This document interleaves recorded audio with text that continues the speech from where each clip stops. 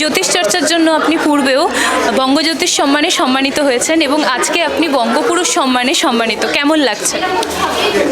প্ল্যাটফর্মে আসতে পেরে খুব দারুণ লাগছে এবং অভিজিৎ দাকে মানে রেড ওয়াইনের কর্ণধারকে হার্টিয়েস্ট থ্যাঙ্ক।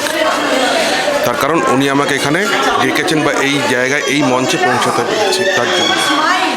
আর প্রথমবারের জন্য নতুন চমক হচ্ছে রেড ওয়াইন বঙ্গপুরুষ এবং বঙ্গনারী একসাথে, এই উদ্যোগের বিষয়ে কি বলবেন এবং আগামী দিনে রেড ওয়াইনের প্রতি কী বার্তা দিতে চাইবেন?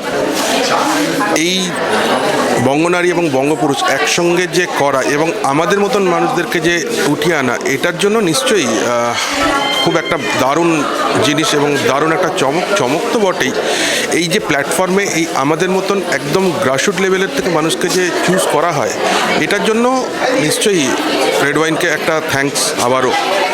ইভেন এই জায়গাতে যদি ধরা যায় তাহলে এইখানে অনেক এরকম মানুষ এসছে যাদের একদম গ্রাসরুট লেভেল থেকে, তারা নিশ্চয়ই এর থেকে অনেক বেশি কিছু প্রাপ্তি পাবে বলে আশা করা যায় বা আশা রাখা যায়।